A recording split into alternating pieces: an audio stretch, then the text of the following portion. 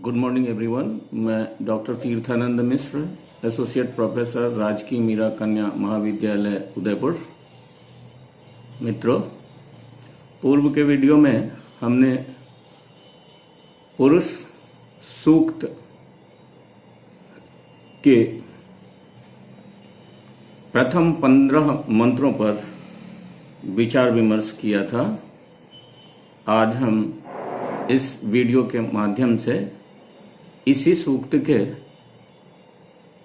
16वें अर्थात अंतिम मंत्र पर विचार विमर्श करने जा रहे हैं। मित्रों, इस मंत्र में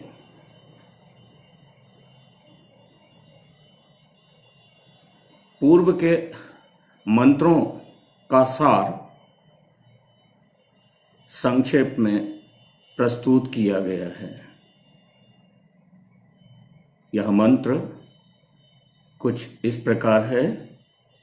यज्ञेन यज्ञ मयजन्त देवास्तानि धर्माणि प्रथमान्यासन तेह नाकं महिमानः सचन्त यत्र पूर्वे साध्याः संति देवाः। मित्रों, इस मंत्र का अन्वय कुछ इस प्रकार किया जा सकता है। देवाः यज्ञेन यज्ञम अयजन्त तानि धर्माणि प्रथमानि आसन महिमानः ते ह नाकं सचन्त यत्र पूर्वे साध्याः देवाः सन्ति।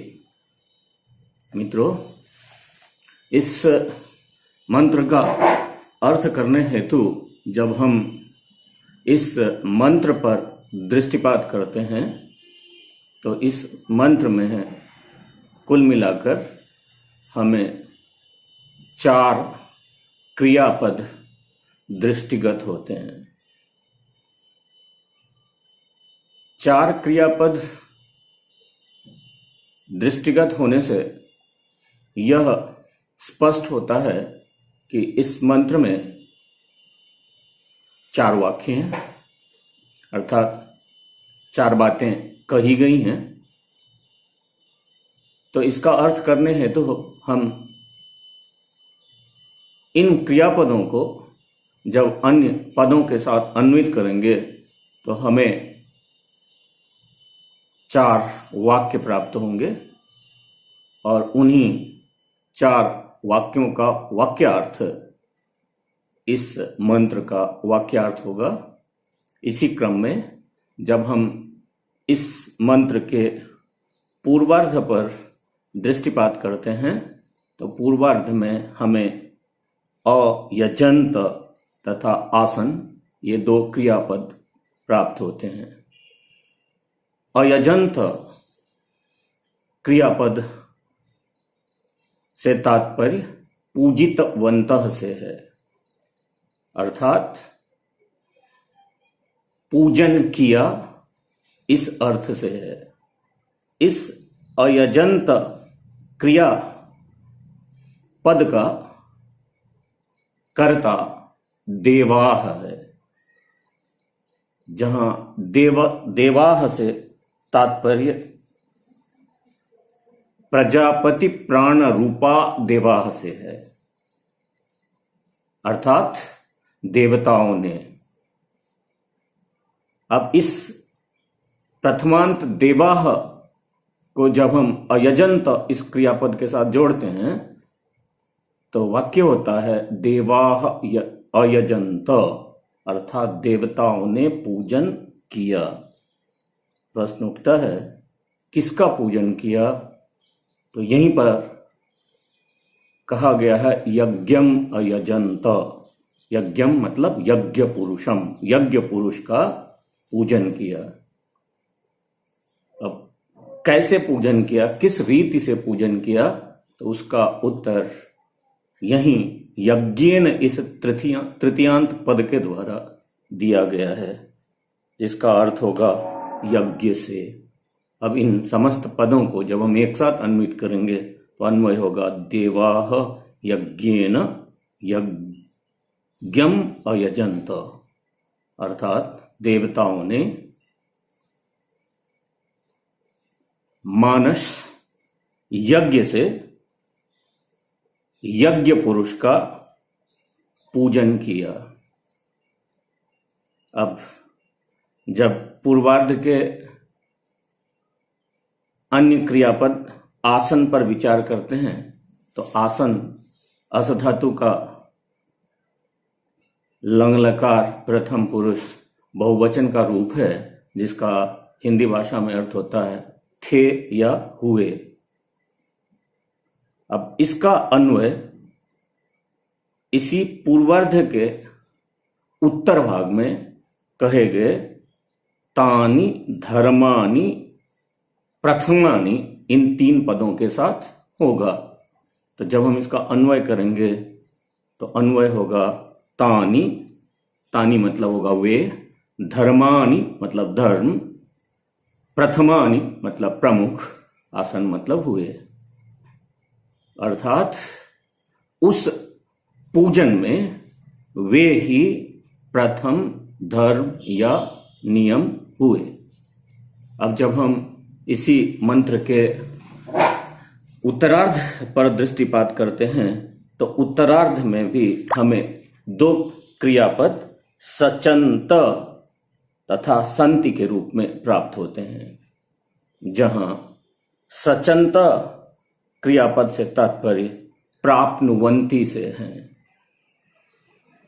जिसे हिंदी भाषा में प्राप्त करते हैं कहा जा सकता है, और संति से तात्पर्य तिष्ठन्ति से है, अर्थात रहते हैं।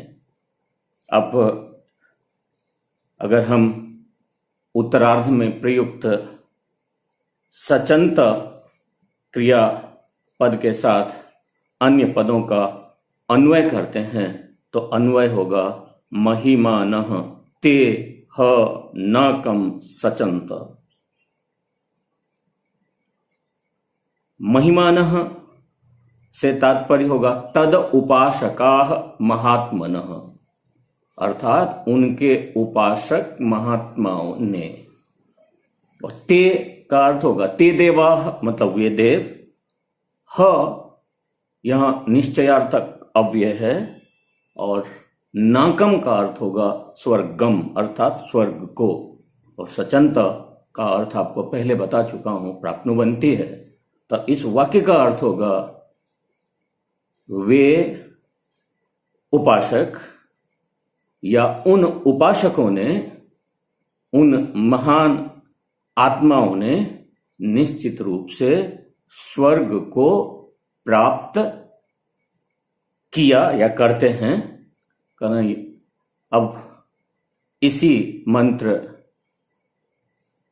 के उत्तरार्ध के उत्तर पाद में संति क्रियापद का प्रयोग है, जहां संति से तात्पर्य तिष्ठन्ति से है, अर्थात रहते हैं इस अर्थ से है। तो प्रश्न उठता है कहां रहते हैं? तो करा यत्र, यत्र मतलब यस्मिन नाके यस्मिन स्वर्गे, जिस स्वर्गलोक में, पूर्वे का अर्थ होगा प्राचीन, साध्याः का तात्पर्य होगा प्रजापति आदि सृष्टि कर्ता का समूह, और देवाः से तात्पर्य होगा देवता।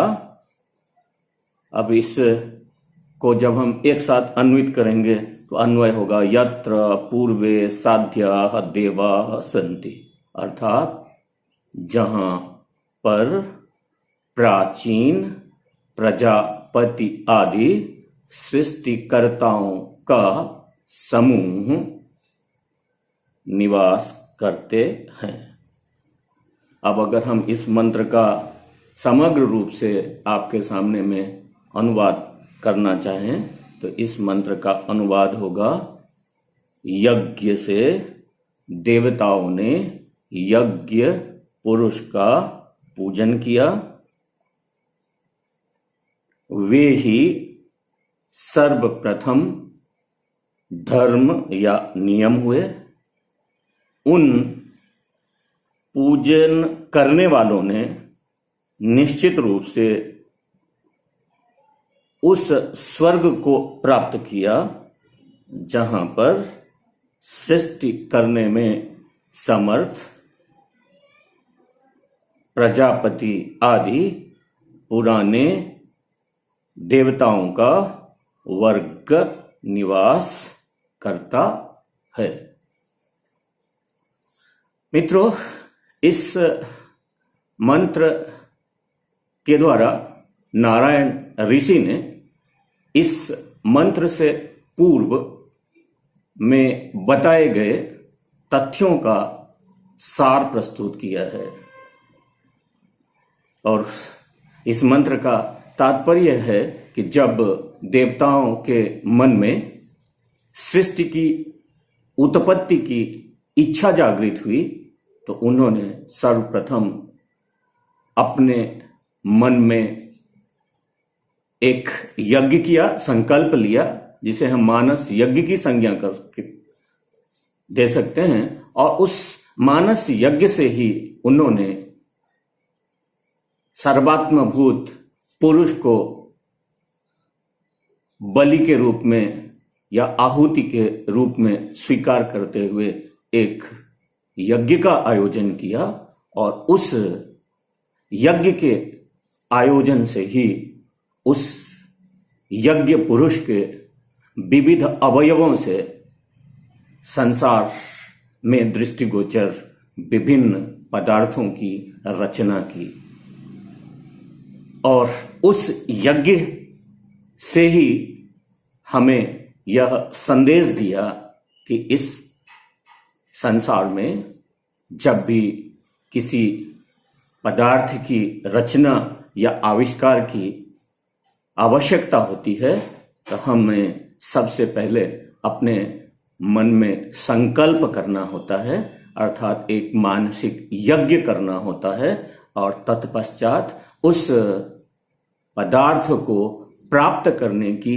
चेष्टा करनी होती है और उसी चेष्टा को हम यज्ञ की संज्ञा दे सकते हैं। और कहा गया है कि इस प्रकार के प्रयास करने वाले या इस प्रकार के यज्ञ करने वाले लोग इस संसार में रहते हुए इतनी लोकप्रियता प्राप्त कर लेते हैं, उनका यश इतना सुदृढ़ हो जाता है कि उनके जाने के बाद भी वे इस संसार में अजर और अमर रहते हैं। धन्यवाद। अगले वीडियो में हम किसी अन्य सूक्त से संबंधित मंत्रों पर चर्चा करेंगे।